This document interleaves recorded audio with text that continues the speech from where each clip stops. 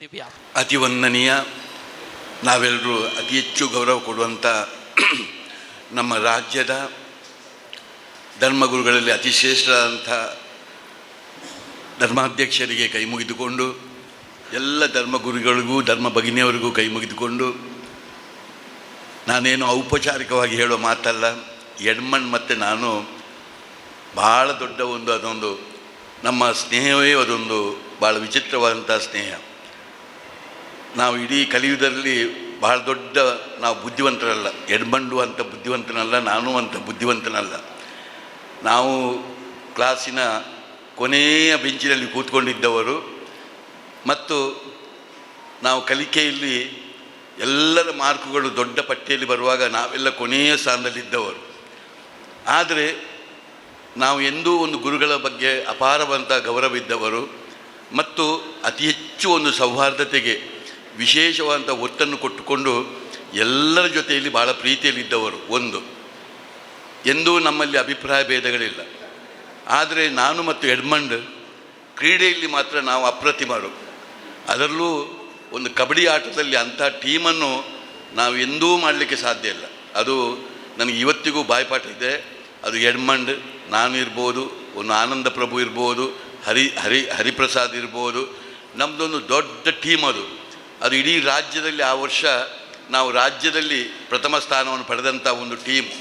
ಅದು ಭಾಳ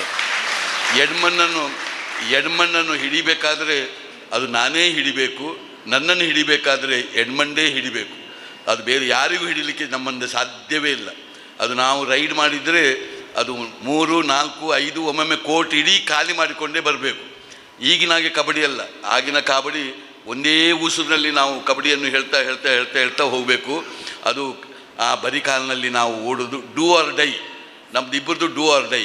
ಆ ರೀತಿಯ ನಮ್ಮ ರೈಡ್. ನಾವು ಹೋದರೆ ಪಾಯಿಂಟ್ ಬರಲೇಬೇಕು. ಬರದ್ರೆ ಅದು ಪಾಯಿಂಟೇ ಇಲ್ಲದೆ ನಾವು ಹಿಂದೆ ಬರುವಂಥ ಪ್ರಶ್ನೆ ಇಲ್ಲ.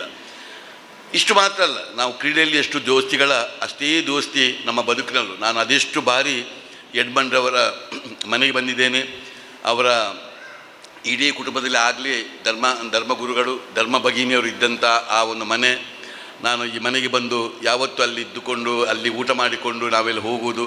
ಇಡೀ ನಾವು ಎಡಪದಿಂದ ಇಲ್ಲಿವರೆಗೂ ನಡ್ಕೊಂಡೇ ಹೋಗೋದು, ನಡ್ಕೊಂಡೇ ಬರೋದು. ಇಂಥದ್ದೆಲ್ಲ ನಮ್ಮೆಲ್ಲ ಬಹಳ ಪರಿಪಟ.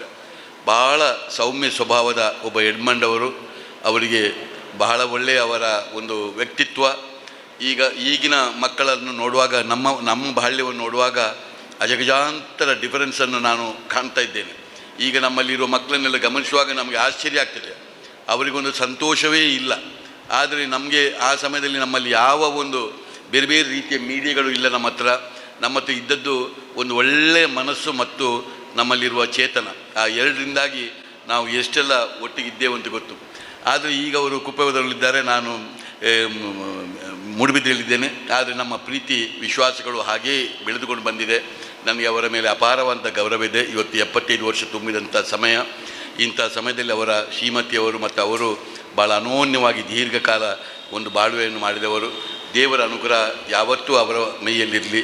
ಅವರ ಒಟ್ಟಿಗೆ ಧರ್ಮಾಧ್ಯಕ್ಷರ ಮತ್ತು ಅವರ ಒಟ್ಟಿಗಿರುವ ಅವರ ಇಡೀ ಕುಟುಂಬದಲ್ಲಿದ್ದಂಥ ಅದೆಷ್ಟು ಅವರ ಸಿಸ್ಟರು ಕೂಡ ಧರ್ಮ ಭಗಿನಿಯರಾಗಿದ್ದುಕೊಂಡು ಅವರೆಲ್ಲ ಅವರ ಆಶೀರ್ವಾದ ಇರಲಿ, ನಮ್ಮೆಲ್ಲರ ಶುಭ ಹಾರೈಕೆ ಇರಲಿ.